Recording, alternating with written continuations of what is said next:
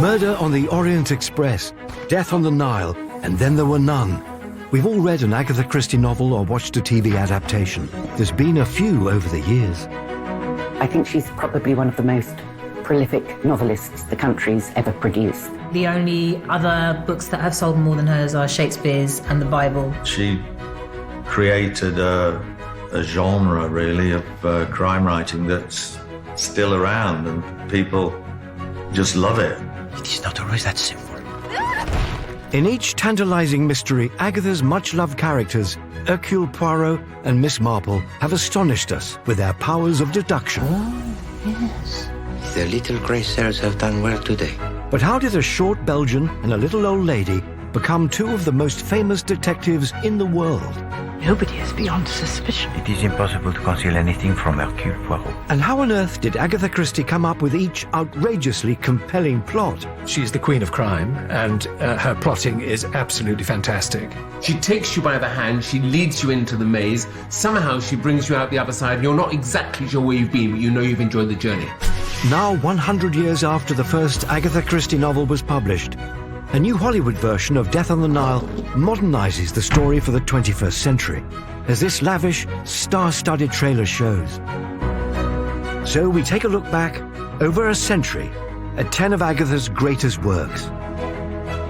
With access to the family archive, I always think of two Agatha Christies. There is Agatha Christie, the kind of global figure, and then there is what we in our family referred to as Nima. She was a lovely, warm, kind person. we hear from the great lady herself. You see, I put it all down to the fact that I never had any education. And reveal the life and secrets of an author who has entertained millions. You start believing one set of things to be true, and then she'll take you on a very windy path. And at the very end, there'll nearly always be a reveal that you simply had never expected. This is a celebration of a century of Agatha Christie.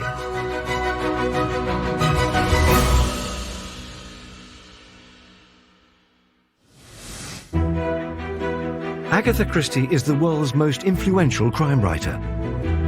From the classic drawing room, it was him scene, to the clueless sidekick and detective.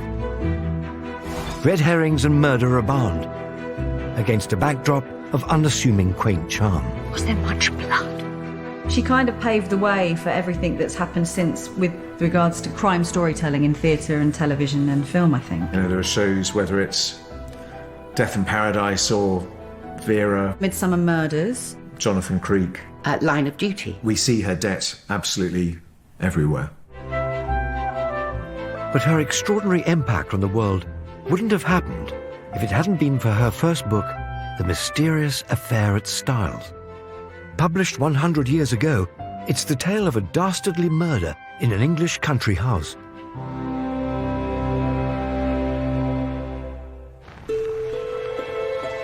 Exactly a century ago, a mysterious, unsolicited package arrived in Vigo Street in central London. Inside was a manuscript for a novel that would mark the beginning of a phenomena that would go on to enthrall billions of people around the world. This was the first novel by Agatha Christie. 4 years earlier, in 1916, the First World War had been raging in Europe. 26-year-old Agatha Christie had recently married husband Archie, and he had gone to fight with the Royal Flying Corps abroad. At home in Torquay, Agatha joined the war effort, working with the nursing corps at a local hospital. To pass the time, she would often write stories. In 2008, the Christie family discovered unheard recordings of Agatha. This archive offers us a fascinating insight. People often ask me what made me take up writing. You see, I put it all down to the fact that I never had any education. But I found myself making up stories and acting in different parts, and there's nothing like boredom to make you write. But one evening, whilst reading detective stories with her sister Madge, a challenge was set. Agatha's sister made a bet with her that she couldn't write, or certainly couldn't get published, a novel. Agatha took the bet seriously I'd finished the first book of mine ever to be published, The Mysterious Affair at Styles. Agatha could never have dreamt of how successful she would become, and in particular in this first story, with the creation of the most prolific detective of all time. He was the enigmatic Belgian with a fastidious dress sense and a head full of little grey cells. The Scarlet Pimpernel. It is believed that when this flower is open, it is a sign of a prolonged spell of the fine weather. It is seldom seen open in this country. There were a lot of Belgian refugees in Torquay at the time of the First World War, and that somewhere, somehow, she either saw something or someone that put, as it were, the visual clue into her head. Hercule Poirot appears in 33 novels, 3 plays, and more than 50 short stories. Yet his first appearance in The Mysterious Affair at Styles is not particularly complimentary. Poirot was an extraordinary-looking little man. He was hardly more than 5 feet 4 inches, but carried himself with great dignity. His head was exactly the shape of an egg, and he always perched it a little on one side. His moustache was very stiff and military. The neatness of his attire was almost incredible. I believe a speck of dust would have caused him more pain than a bullet wound. And his appearance wasn't the only unfortunate thing about him. This very unconventional hero had some unexpected traits. Effete, meticulous, arrogant, curious, sexless, infuriating, tricky, as well as a deeply ironic name. Hercule is Agatha Christie's joke, that I remember. She took a little man with a bald head and a strange moustache, an effete foreigner, and gave him the most masculine of names, based on, of course, Hercules. He's not a fully rounded character. We don't know a lot about his past. We don't know a lot about his feelings and his thoughts, but that is sort of the point. His function in the book is to be a kind of extended brain. It is his brain that matters. Not only did Agatha introduce us to a curious and instantly memorable detective, but she established a genre that has survived a century. That of murder and betrayal in sleepy English villages.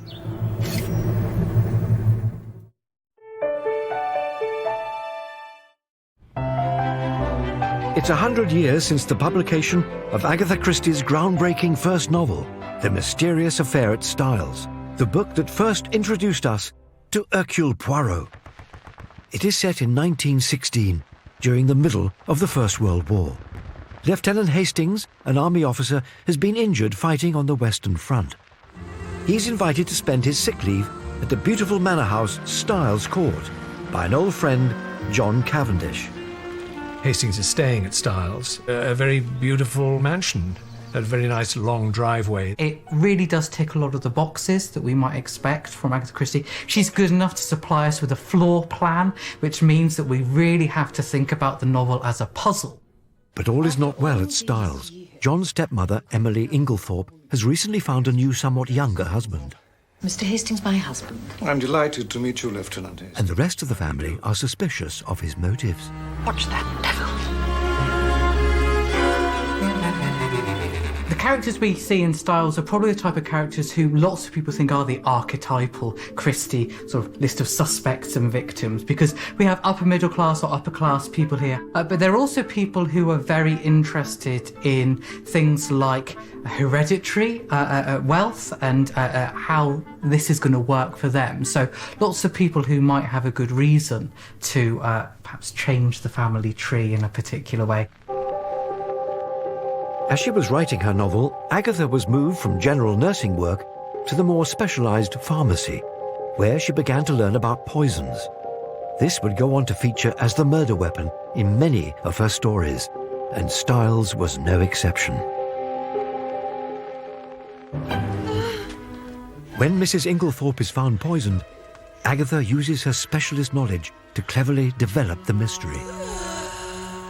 She has really thought through the way that a particular suspect might be able to administer a fatal dose of this poison. Hastings, being there, suggests calling in an old friend of his whom he knows to be in the vicinity, who, wow, happens to be the greatest detective on earth. That's handy. The Mysterious Affair at Styles was also the moment when Poirot acquired his sidekick. Hastings? Lord, Monsieur Poirot. It is indeed. I played the role of Captain Hastings in the television series Agatha Christie's Poirot. I got a call from my agent, and then they asked me to go back subsequently to read with David Suchet, and we read a couple of scenes, which seemed to go quite well, and they asked me to play the part. You know, they are completely opposite characters. Hastings is much more worldly than Poirot. Poirot is supremely intelligent and analytic and incredibly tidy and meticulous about everything. Hastings is quite the opposite. You say to me that Madame Inglethorpe ate very little for supper. Yes. One of those curious little facts, mon ami. We put it here. The detective needs two things. He needs somebody he can talk to, somebody he can explain what his thought processes are, but also the author needs that sidekick to misdirect the audience. We are possibly half a step ahead of Hastings, because he'll say something like, if you cannot see in this room what I see, my dear friend Hastings, then you are even more of an imbecile than I thought. And of course we are then tantalised by that. What is it he can see that Hastings can't see? We flatter ourselves we're cleverer than Hastings, but we still can't quite see it. Over the years, the eccentric Belgian detective has appeared in dozens of feature films, with many great actors taking the role, including Peter Ustinov, Albert Finney, and Kenneth Branagh. But it took over 70 years for Poirot to make it onto the small screen, and getting the very first adaptation off the ground was no mean feat. So my mum, who was TV producer Pat Sands, and she had persuaded the estate to allow her, my mum, to put Agatha on the small screen, because Agatha in her lifetime had said, I'm films or nothing. And Mum always described it as going to the board, the Christie board, and giving a sort of an oral examination of her immense knowledge of Agatha Christie. ITV's Poirot series was first broadcast in 1989 and went on to run for a staggering 70 episodes. Actor David Suchet played Poirot in every one of them, and for many, he has defined the role. It's almost like something weirdly magic is going on, because he seems to me just to actually be the perfect embodiment of Poirot. Whenever I read Agatha Christie now and read a Poirot, I'm afraid I see David. David Suchet's approach to the role has become the stuff of TV legend. He wore a fat suit, and so he had this custom-made kind of wooden thing where he just sort of lean into it, and so in between takes he'd just sort of sit there in this thing and lean and have his cup of tea and stuff. It's well known that he remains in character a lot of the time. I don't think I ever spoke to him on the set as himself. He was the character. When he was having lunch, he was the character. There was a kind of moment of truth when we did Death in the Clouds, some of which was filmed in Paris. There was a big French crew as well as some English. And David came out and said, bonjour, bonjour mes amis. And the first assistant came over and said, bonjour David, and then started speaking French in a really fast Parisian way. And of course David didn't get it because he doesn't speak French that quite as well as you think he does. The introduction of Poirot and his relationship with Hastings were not the only seminal aspects of the mysterious affair at Styles. There was one other groundbreaking element that, like the book itself, almost didn't happen. It was actually suggested by the publishers. Mesdames et messieurs, good evening. Originally, Christie had written the ending of Mysterious Affair at Styles to take place in a courtroom. At the suggestion of her publisher, she went back and rewrote it to be a more of a, what we could think of as a drawing room conclusion. Agatha Christie invented this summing up where Poirot gathers people together at the end and you know that the criminal is in the room. Poirot goes round and says, it could have been you, it could have been you, it could have been you, it could have been you, and you keep on waiting for the blow to fall. And yet, Madame Inglethorpe ordered a fire to be lighted in her room. Why? Because she wanted to burn something. Précisément, Inspector Japp. It's not something that Scotland Yard detective would do, but he had to put up with it because that was his way of doing things. And that became obviously a staple of the genre and obviously of her own work. Agatha's drawing room conclusion was impressively inventive. Not only was it adopted by numerous crime writers, but it's also in the vast majority of murderous television dramas, like Death in Paradise. Following the success of her first novel, Agatha Christie wrote 4 more books. By 1926, she was considered a successful novelist. She and her husband Archie moved into a brand new house in Sunningdale, Berkshire, that they had called Styles, and they had a daughter, Rosalind. It was the publication of her next novel that established Agatha as not only a popular author, but also one who could redefine the genre. It tells the tale of another scandalous murder in a sleepy English village.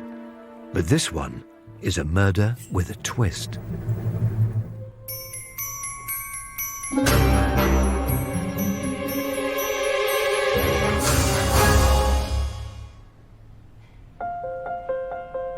The murder of Roger Ackroyd is significant because it's Christie's most daring crime mystery, and its twist fundamentally changed detective fiction forever.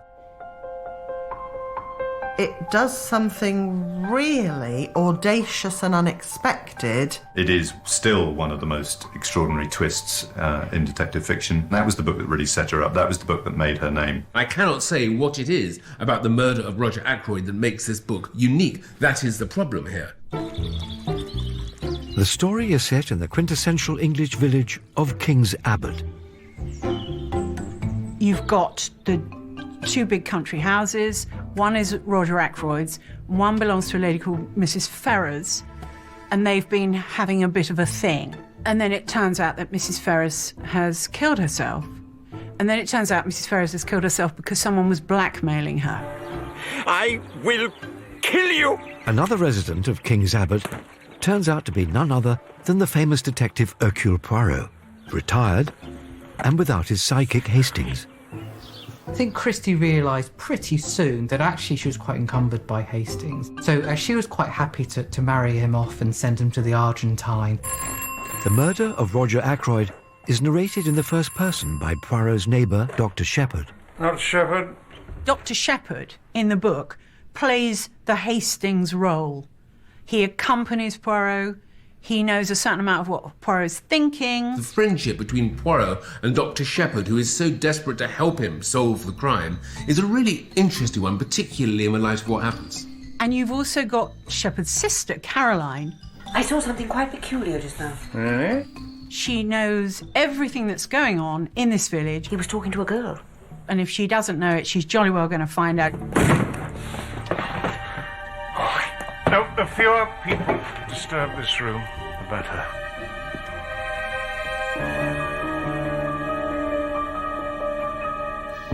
The incredible twist at the end of the book was suggested to Agatha by 2 very different people, her sister Madge's husband and a member of the royal family, no less. The murder of Roger Ackroyd has been a very decided success, partly because of having found an original twist for a detective story plot. This, which I must say, I owe mostly to my brother-in-law's chance remark. As a matter of fact, the same idea, though in a different form, was suggested to me by no less a person, Lord Louis Mountbatten. The secret of Roger Ackroyd is in pretty much every sentence of the book. And I read it a second time simply to see if there was a single sentence that was fake or which lied to me. And I can tell you there isn't. I think it's a brilliant book to reread because to see how she has placed those clues is just exquisite. Adapting the book for television Are you all right, Chief Inspector? was not a challenge for the faint-hearted.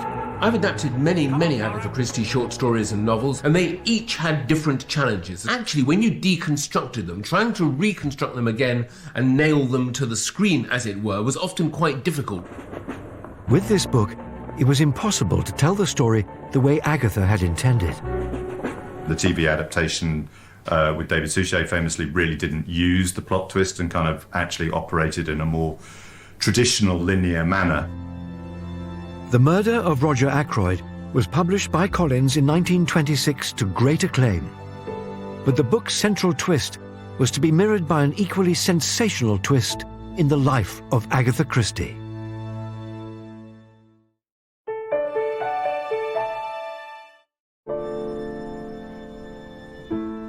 1926, Agatha Christie published The Murder of Roger Ackroyd. The book was hailed as a triumph and propelled her to superstardom. But her personal life started to fall apart. It's always seemed odd to me that Murder of Roger Ackroyd comes out this great triumph in 1926, because that was the year her life went so spectacularly wrong. Just after the publication of Roger Ackroyd, Agatha's mother died. She absolutely worshipped her mother, Clara, this little woman but with such a force. She was a perfect mother, really. While Agatha was clearing the family house of her mother's belongings, her husband Archie turned up with devastating news. He wanted a divorce. The sense of betrayal was like a scene from one of her own novels. Archie met someone else, and things just, fell to pieces. Must have been desperately low. And so, Archie couldn't have chosen a worse moment. This was the beginning of an extraordinary series of events in her personal life that would develop into one of the most enduring real-life mystery stories of the 20th century. On the 3rd of December 1926, the then 36-year-old Agatha left her home in Sunningdale, said goodbye to her sleeping daughter, and then drove off into the night.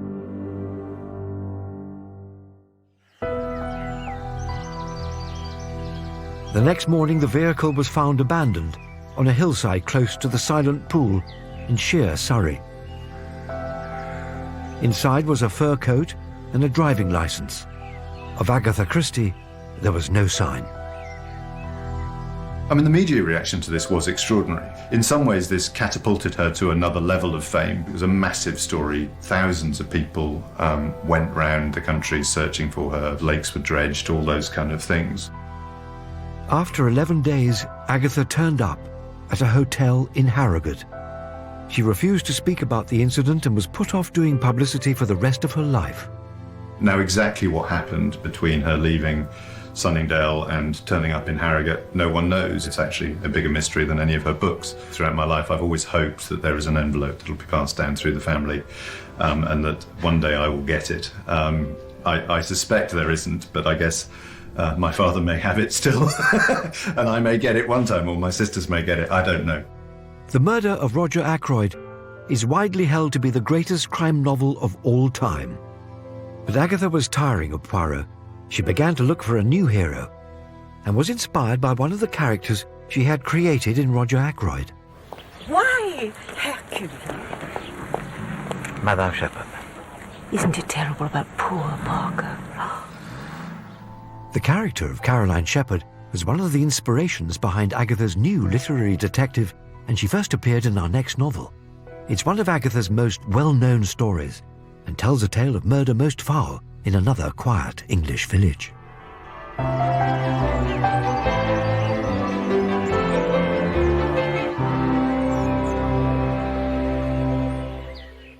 One thing I love about the novel, her enjoyment of the story she's telling leaps off every page. Agatha Christie's new detective was none other than an elderly spinster, Miss Marple. Nosy. Suspicious. Skeptical. Inquisitive. Self-effacing. Just granny-like. Fluffy on the outside. Machiavellian. This brilliant, brilliant concept of the little old lady who's got a better brain than the head of Scotland Yard. I just had the idea, an old spinster lady living in a village, the sort of old lady who would have been rather like some of my grandmother's cronies. After her life had gone so spectacularly wrong, I think possibly it was a comfort to recreate the women of her childhood. But she had this in common with my grandmother, that although a completely cheerful person, she always expected the worst of anyone and everything, and was with almost frightening accuracy usually proved right. Nothing goes past you, Miss Marple, does it? Hardly ever. She obviously was slightly nosy, perhaps a little like Agatha. You know, she noticed what went on around her. She's constantly popping up from pruning her roses to notice whoever it is walking past. She has no life experience. She's never been married. She's never had children. She's never experienced intense emotions of the kind that lead one to commit murder. But she can recognise them. The book is set in the quaint English village of St Mary Mead. She never lived in a village, Agatha, not like St Mary Mead, but she knew that life. The details are very, very good. There is one resident the villagers despise, Colonel Prothero. I expect to see a full set of parish accounts, or I'm going to take this matter further. Yes? Is that quite clear? Everybody loathes him. He's making enemies left, right and centre, so he's kind of got an arrow saying victim pointing to his head. And then, oh, hello, in the village there's this kind of glamorous young man painting everybody. I forgot you were coming. The usual stuff going on there.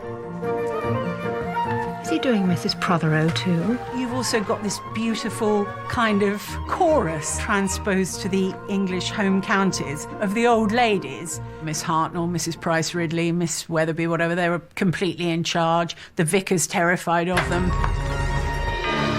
The Colonel is discovered in his study, shot in the head. There are some really obvious suspects. In fact, a couple of people who step forward and say, actually, I did this. A very bold piece of misdirection as to the culprit, but it comes down to a beautiful simplicity in the end. Miss Marple first appeared on screen 32 years after Murder at the Vicarage was first published. She was played by Margaret Rutherford and Angela Lansbury on the big screen. Then in 1984, the BBC adapted all the original Miss Marple stories, starring Joan Hickson. Joan Hickson, who I thought was wonderful.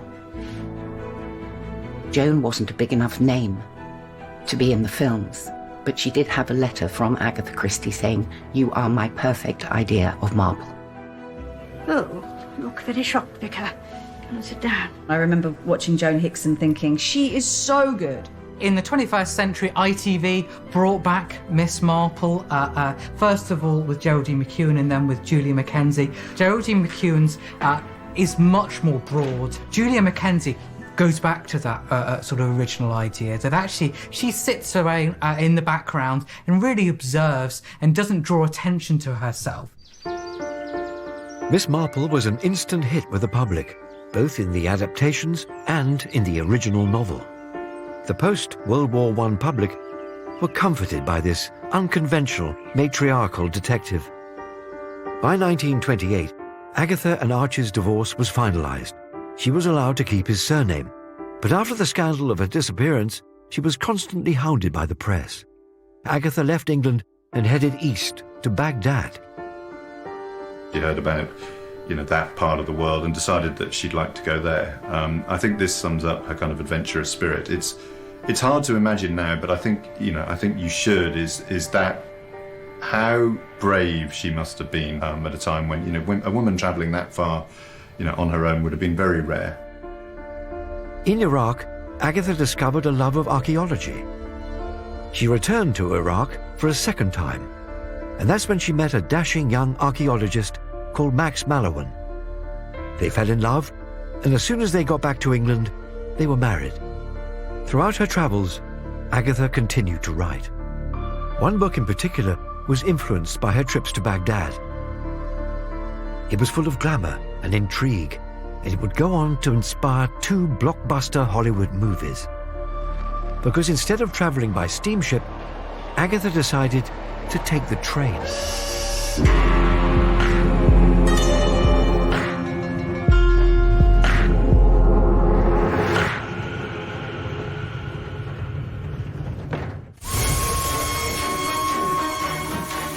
Agatha Christie's most celebrated work was published in 1934. It's set on the exotic Orient Express, the train that Agatha took that connects east to west. It is the summit of her genius in many respects. Again, so hard to discuss it without mentioning the solution. It has a claim to being Christie's masterpiece. The solution is one of the cleverest, if not the cleverest, in the whole of mystery fiction. Hercule Poirot is called back from Istanbul to England and has to take a train. He manages to get a second-class ticket on board the famous Orient Express. The Calais coach on the train is full of an eclectic bunch of characters, from princesses to travelling salesmen. Where he meets an American called Mr. Ratchet, who asks him for his protection. He's been getting death threats. And Poirot turns him down. He says, "I don't like your face." And then Ratchet's murdered. Stabbed. Multiple stab wounds. The plot is based on a true story. In 1932, famous aviator Charles Lindbergh's son was kidnapped and then murdered. Tragic story that Agatha Christie had most certainly read. And there was also the case that she found herself on a train that, due to rain, not snow, was caused to stop for a great deal of time. So she put those two together to create this masterpiece. The weather has stopped the train. No one can escape. There's very much a sense of that claustrophobia. In the book, Agatha cleverly traps her cast of characters in the enclosed environment of a train carriage. The detective Hercule Poirot believes that the murderer is still on the train with us. It becomes apparent that no single one of the passengers can possibly have done it, because everyone is alibied by at least one other person. Throughout the story, the reader is teased by the terrible kidnap and murder that happened a couple of years before. This is a complex case that actually is not as straightforward as somebody killing just for perhaps financial gain. And then Poirot unveils this amazing solution that is the only one that makes it all possible, and yet we just did not see it and never would have seen it in a million years. The solution sees Poirot facing an interesting dilemma, as the recently murdered Mr. Ratchet was a very unpleasant man. He deserved to be executed for what he did, and the world knows it was a prophecy that he was not! How far do human beings have the right to bring about justice if legal justice has let them down? Which is a really, really big question. And the whole book turns on that idea. He puts forward two possible solutions to the crime. One is an anonymous killer who comes and goes in the night, and the other is the real killer. And he allows the police officer to decide which version he is going to use. So the real killer actually goes free. Murder on the Orient Express has been made into two big-budget feature films.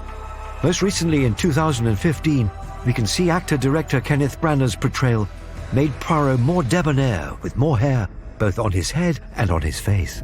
It was nice to talk. Bonne nuit. From the minute I saw Kenneth Branagh being Poirot, I believed in him as Poirot. But back in 1974, director Sidney Lumet dramatically propelled Christie's novel into the Hollywood mainstream. And as this clip shows, he revolutionized the genre by persuading some of the world's greatest actors to join the cast. I think Sidney Lumet did us a huge favour with Murder on the Orient Express, because he kind of set up that genre of the all-star murder mystery. I was yarning with young, what's-his-name, McQueen in his compartment. And as soon as he got Sean Connery, then everybody else kind of said yes and came. So he lies, why? Albert Finney's one and only portrayal of Poirot was thought to be closest to Agatha's version, clever, egotistical and vain. I was hoping someone other than myself would say that. As we can see from this clip, his fake nose and padding helped him to embody the famous detective. I came to various conclusions. The clumsy cliché of the smashed watch. I think Albert Finney's Poirot was more sort of robust. He was bigger, he was louder. This was the only big screen adaptation Agatha Christie saw when she made one of her last public appearances at the premiere in 1974. She did indicate that she was generally happy with Albert Finney. But Agatha was far from finished with either her hero or exotic locations. And her next novel, as celebrated as The Orient Express, also took Hollywood by storm.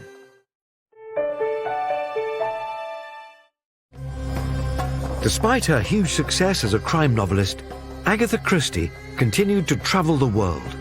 It was even claimed she became the first Western woman to stand up on a surfboard. Back on dry land, Agatha was a regular feature on her second husband, Max Mallowan's archaeological digs. Archaeology is something that pops up time and time again. She felt particularly happy on archaeological digs. It was on a trip to Egypt that she was inspired to write another Poirot story. It was a tale of obsession and crimes of passion, set against the stunning backdrop of the land of the pharaohs.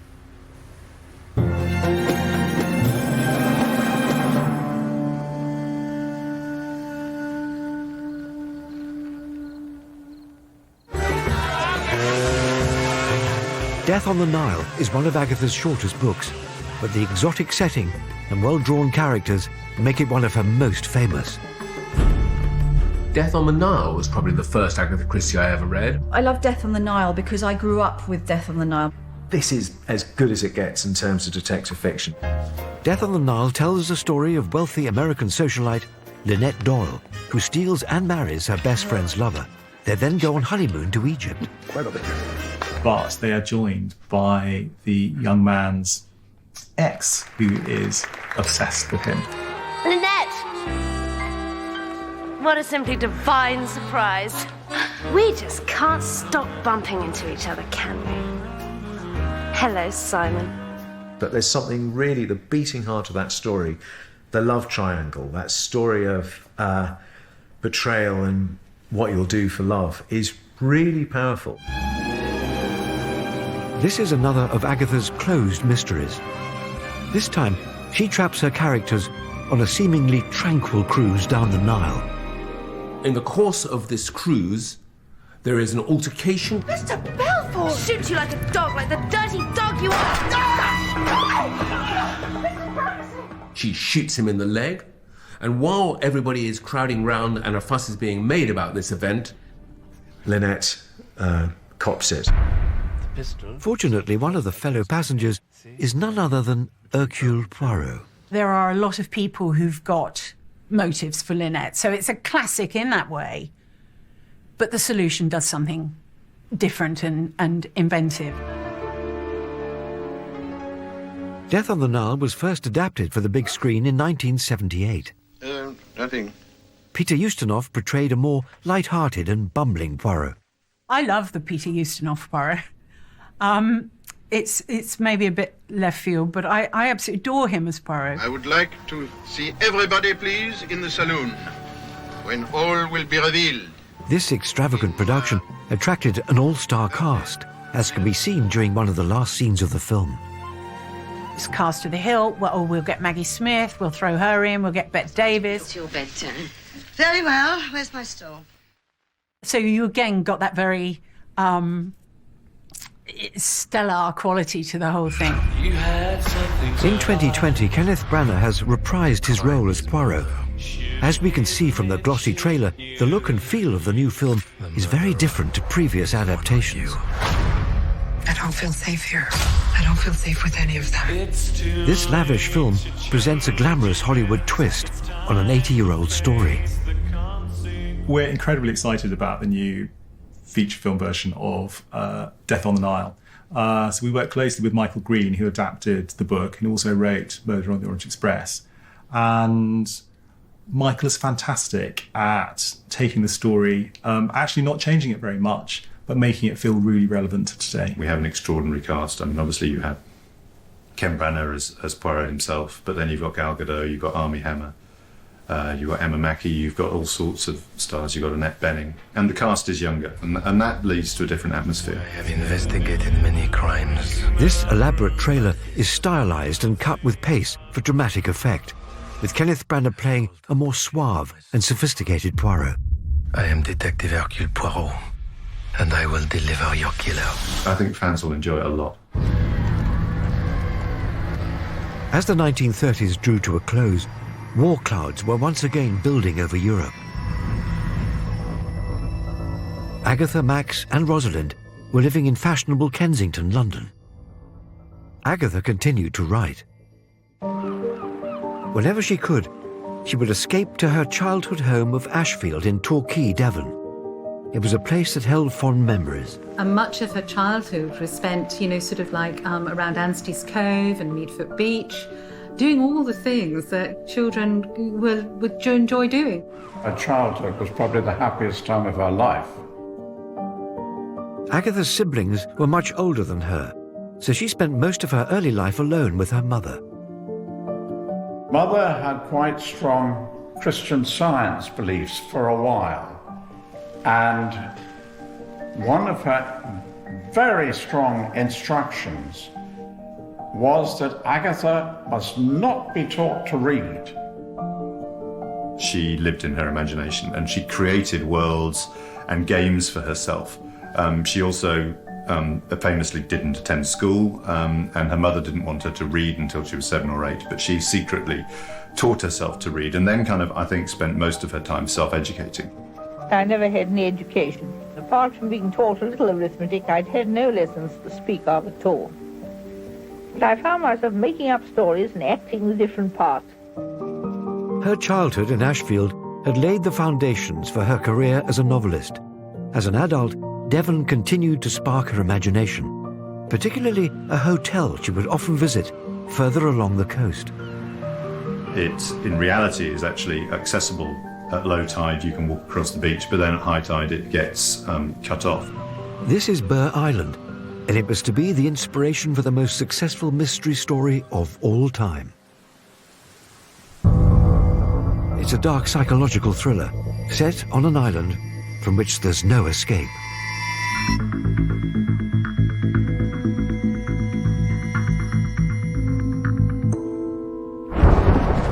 I mean, if I was going to put my list of 3 greatest murder mysteries ever written, I think we should almost certainly be on it. It's a absolutely kind of irresistible formula. It doesn't feature Poirot, it doesn't feature Miss Marple, but it came out of her mind. I wrote the book because it was so enormously difficult to do. The idea fascinating, and it is a very difficult technical accomplishment. I wrote the book, and I was pleased with what I had made of it. It was clear, straightforward, quite baffling, yet had a perfectly sound and reasonable explanation. And Then There Were None is another Christie closed mystery. It's 1939, and Europe teeters on the brink of war. 10 strangers are invited to Soldier Island, an isolated rock on the Devon coast. A group of people who do not know each other have all been invited for a sort of a weekend party by a man called U.N. Owen.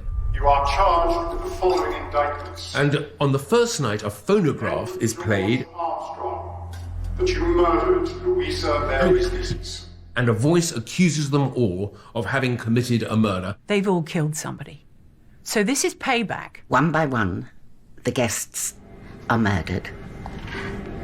With no Poirot and no Marple to help them, the guests try to work out who the killer is. He's dead. It's this brilliant unravelling. What does seem to be clear is that there's no one else on the island, so surely the murderer must be one of these 10 people. There is no getting away. There is no little boat. That's mysteriously disappeared, so they can't make a getaway to the mainland. They're killed off one by one, according to the nursery rhyme that's hung on the walls of all the bedrooms of these poor souls. This was another first for Agatha, the use of childish innocence in a dark and sinister way. This is a trope that's been used in countless Hollywood blockbusters, from The Shining to The Exorcist. It's like a doll in a horror film or something. It takes the absolute innocence, the childlike innocence of the nursery rhyme, and utterly subverts it to the cause of murder. So you get 1, 2, buckle my shoe, 5 little pigs, the mousetrap, and then there were none. 7 little soldiers chopping up sticks. One chopped himself in half, and then there were 6. Then There Were None has been adapted more than any other Christie story. In 2015, Mammoth Screen and the Agatha Christie estate teamed up to produce a huge-scale production for the BBC to celebrate the 125th anniversary of Agatha's birth. It was an amazing project to start with. It's been so influential. So many slasher films have been, you wouldn't have any number of Nightmare on Elm Street, Halloween, I think, without And Then There Were None. It's her bleakest book, kind of brilliantly bleak.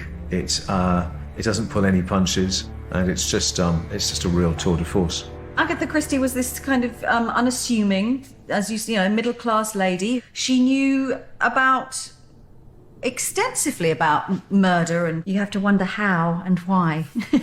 I think she was a dark horse. By 1938, Agatha Christie was a hugely successful author. She sold her childhood home of Ashfield and bought a new property in Devon called Greenway.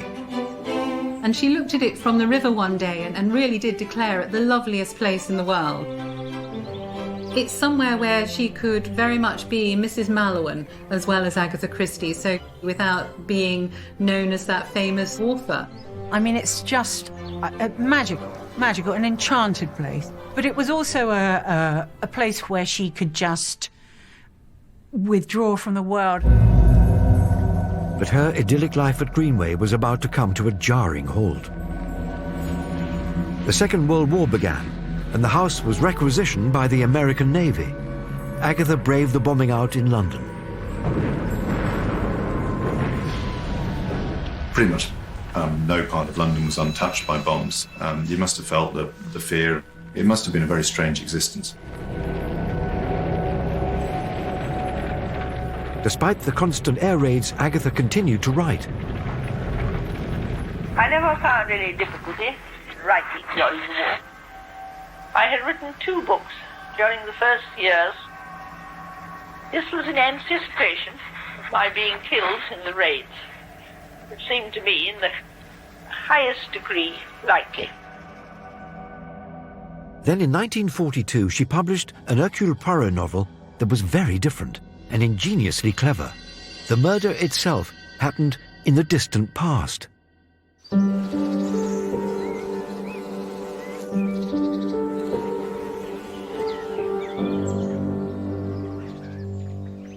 Of all Agatha Christie's books, I think it is fair to say that Five Little Pigs has by far the most memorable murder.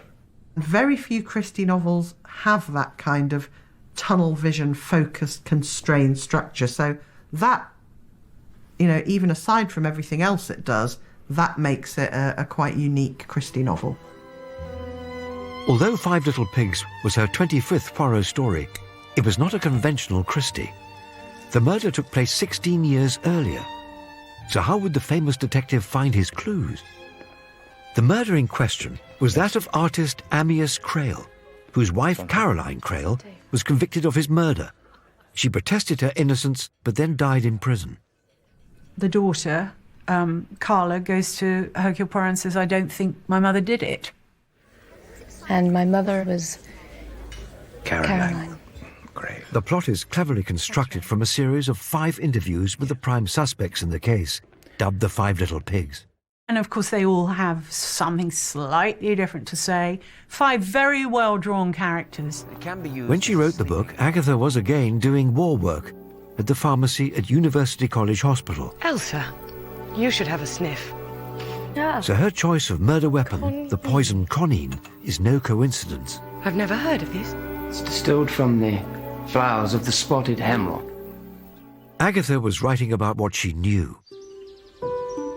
Not only professionally, but also personally. The location of the story is unmistakable. She has a murder at what they call the Battery, and that's where he dies. And she describes, you know it from the surround, the way she describes the river and all that kind of thing. The setting was her own home, Greenway. Christie peppers the story with red herrings and clues. And Amyas Crail, almost his last words are, as he drinks his beer, "Everything tastes foul today," he says. Everything tastes foul today. And we assume that he's talking about one thing, but actually he's talking about another. And that's one of the tricks in the book that make it such a pleasure. Bloody rheumatism. Then the bell sounded for lunch and Meredith came to fetch me. So we left him. To die alone.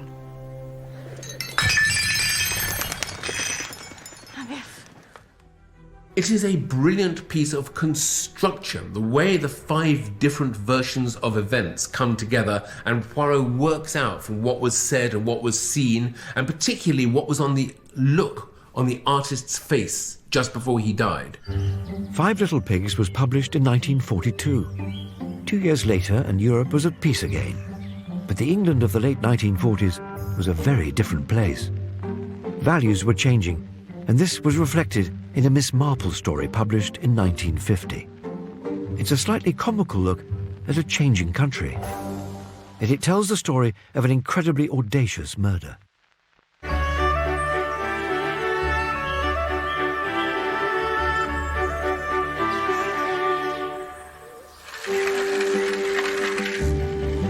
A Murder is Announced is a Miss Marple story, but this time it's not based in St Mary Mead. This novel is based in the village of Chipping Cleghorn.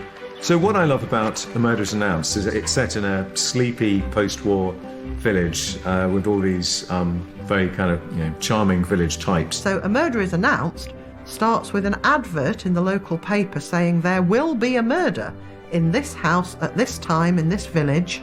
There's going to be a murder. What time? 7 o'clock this evening. Short notice. So the reader immediately sees all these villagers reading the local paper and going, oh, look, it says there's going to be a murder at Little Paddocks. Listen to this! In the Gazette. A murder is announced and will take place on Friday, October the 5th at Little Paddocks at 7 p.m. Then it cuts to the owner of Little Paddocks, who reacts in much the same way. Oh, look, it says there's going to be a murder here at my house. Yes, I better go and see if there's any sherry in the house. Everybody is terribly interested by this, and so finds any excuse that they can to turn up to see what's going to actually happen. Is there going to be a game? Well, good evening. Good evening. Good evening. Evening. Good evening, Miss Blacklock. Good evening. This is jolly nice, isn't it? Here we are. Indeed, we are. I just popped in to see whether you might be interested in a kitten. A kitten. To pretend they've got another reason to turn up. How are your hens laying? How's this? How's that? And then somebody turns up and says, oh, am I too late for the murder? Hello, Miss Blacklock. I'm not too late, am I? When does the murder begin? It's nicely done. It's amusingly done, because that is actually just what would happen. And it starts like a game, like Murder in the Dark. It's beginning! Archie! At the appointed time, the lights go out. Stick 'em up, I tell you! Isn't it wonderful? I must say it's quite impressive so far. And someone is found murdered, but not necessarily the person you would expect. Good God. What is it? The man's dead. We have to start to wonder who has manipulated this scenario, and surely somebody who turned up to Little Paddocks that evening must be our killer. Conveniently, Miss Marple happens to be staying at the local hotel, and she joins the investigation. She knows these people. She knows this setup. You know, Inspector, some of the best murderers are women, especially in an English village. You turn over a stone, you have no idea what will crawl out. The story weaves its way through a maze of double identity and trademark Christie red herrings. It's a great detective story. I think it's one of the great detective stories in terms of the plotting. Every single crucial clue is absolutely there for you to see, and you do see it, but you don't work it out. As with most of Agatha's novels, the setting of A Murder is Announced is a reflection of British life at the time she was writing. It is a really interesting portrayal of post-Second World War Britain, some of the hardships, the rationing that was going on, and people who maybe before the war had a certain style and standard of living, and suddenly things aren't as easy. It's a world of rationing and coupons and immigrants from Europe. All the old hierarchies are sort of falling apart a bit. They know a way of life and they're desperately trying to keep it up, and it's getting more and more difficult. They're all after the same one cleaning woman. In 1985, the BBC adapted the novel as part of their first season of Miss Marple's stories. This was Joan Hickson's third appearance as the amateur detective. Miss Marple! I think we called her Miss Hickson. I don't think we called her Joan. Or maybe you called her Joan after a while, but not till you were invited. And I'd come here, pretend to be Julia, and keep peace in the camp. No, it was completely awesome. I mean, the whole thing was awesome. My parents split up 3 years after they were married. They split us up too. For an English actor, it's a sort of rite of passage to be in an Agatha Christie. I feel very honoured to have been in them 3 times. And she just writes such glorious characters. But a new era was approaching. As the 1960s began, a 70-year-old Agatha Christie found the world changing rapidly around her. And those changes were a huge influence on her next novel, a supernatural thriller populated by witches and poison.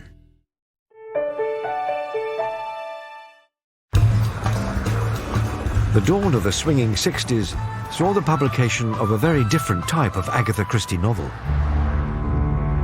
This was a dark thriller, set against a backdrop of witchcraft in an English village and in fashionable London.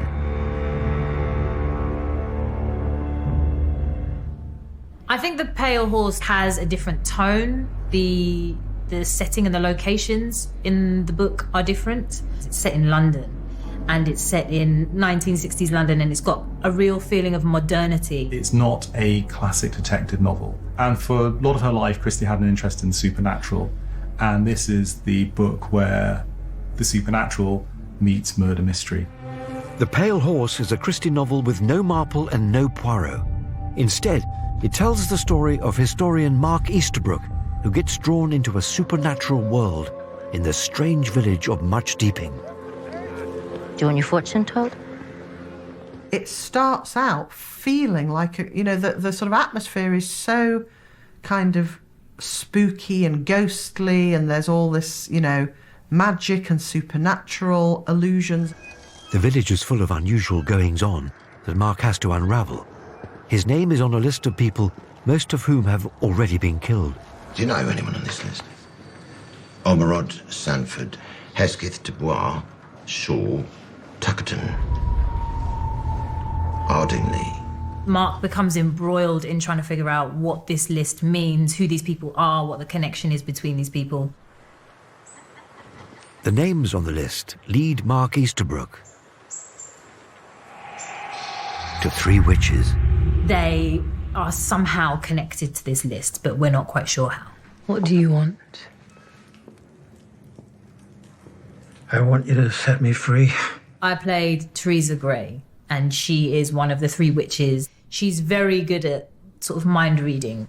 All we do is read cards and tea leaves. What if that's all we can do?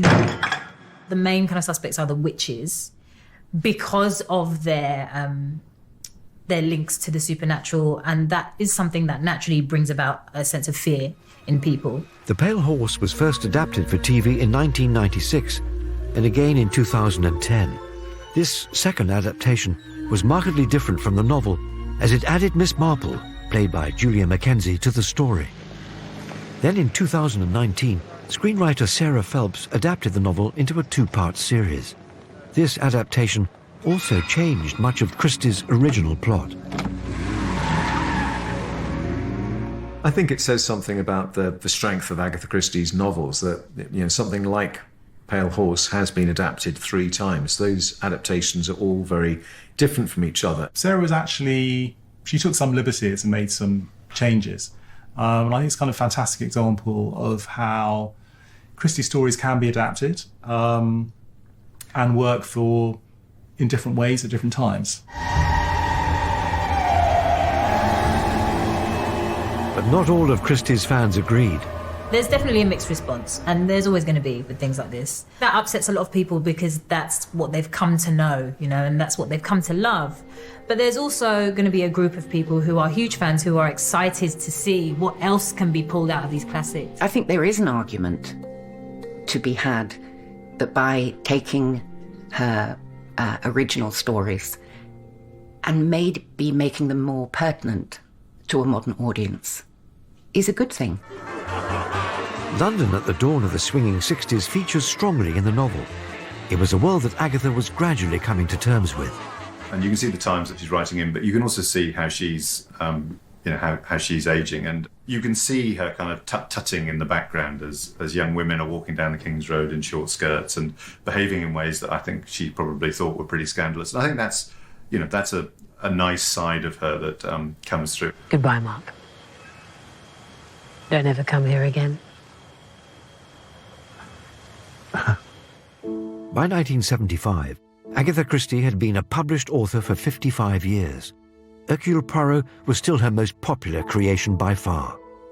But during the Second World War, Agatha was convinced that she wouldn't survive the bombing. She was so concerned that she had written Poirot's final case, entitled Curtain, and locked it away in a bank vault, to only be released after her death. What actually happened in the mid-1970s was that it became clear that Agatha Christie, who was in her 80s by this point, was not going to be well enough to write another Hercule Poirot novel, and she wasn't particularly interested in doing it. And so her daughter, Rosalind, actually broached the subject and said, perhaps we want to think about publishing Curtain. And so, with her mother's permission, they dug out the typescript, and it was published at the end of 1975. Curtain was to be Poirot's most surprising and controversial of cases. The murder is without a doubt the most shocking of Agatha's career. It's quite difficult to talk about Curtain without giving away the ending. I mean, it famously is known that Poirot dies in Curtain. It is a brilliant novel. It's not one of my personal favourites. I think that is purely because of Poirot dying. I'm not going to have a favourite Poirot novel in which Poirot dies, not on my watch. Curtain is set where it all began, at the country house of Styles. But it's a Styles that has changed over the years. Styles is no longer the lovely country house. It's being run as a kind of boarding house. It's a very sad place. Someone to see. Poirot is convalescing at Styles, only he's old and frail.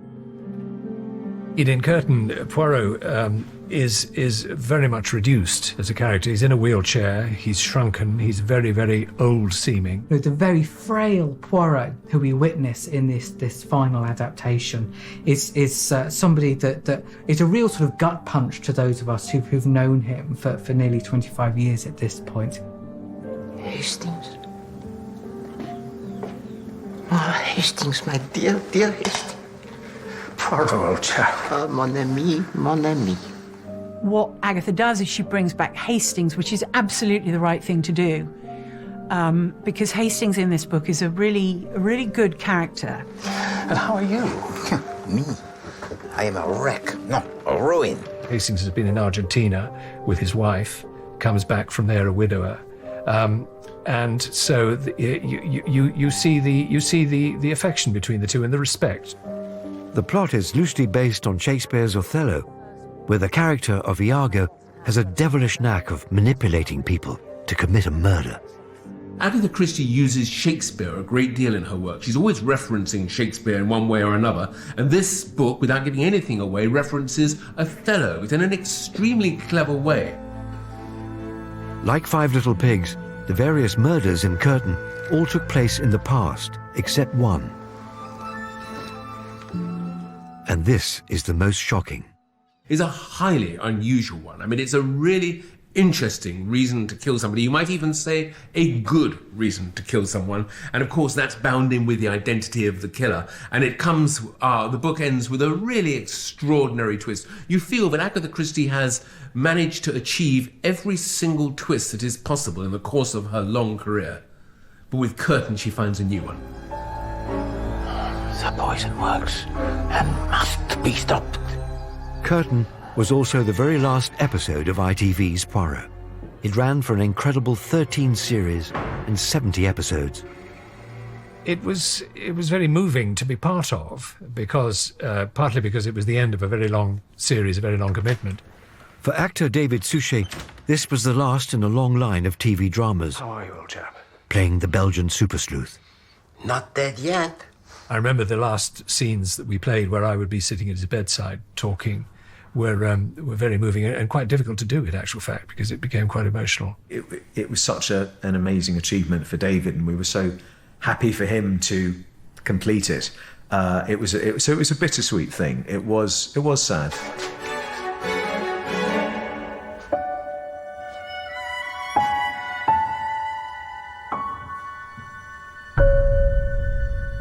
In 1975, just after Curtain was published, the New York Times ran a front-page obituary for Poirot, the first one ever for a fictional character. On the 12th of January 1976, just 4 months after Curtain was published, Dame Agatha Christie died peacefully at home in Wallingford in Oxfordshire. Her incredible career spanned 56 years, and so far she has sold over 2 billion books. She is the most successful novelist of all time. I think the relationship between Agatha Christie and her audience is second to none, and it's one of the reasons why she has survived so well. In ways of navigating our way through the 20th century, I think Agatha Christie is actually really important. She chronicles our lives with wit and murder in this very accessible way, but it's a real kind of chronicle of Englishness. Christie's top priority is telling you a gripping and entertaining story. I think she would have been amazed that we're talking about her 100 years on. She's not going to die out like the other Golden Age detective writers because she's simply better. The more I learn about her, the more I read her, actually the more admiration I have, and actually then the more pride I have. We continue to talk about her, we continue to make stuff about her, we continue to make her books, and I think we will do that, we will always do that. Agatha Christie will continue to inspire those who read her books and watch her adaptations around the world. Her legacy will live on in countless versions of discerning crime fiction. Her enduring appeal has been resolute over a century, and undoubtedly the Queen of Crime will challenge and provoke us for at least another century to come. When she opened up to Martin Bashir, it changed our view of the royals forever. Diana, the interview that shocked the world, is brand new tomorrow at 9. There's mixed martial arts action next as Michael Venom Page takes on Scotland's Ross the Hitman Houston before the main event in Fight Night Live Bellator 2020.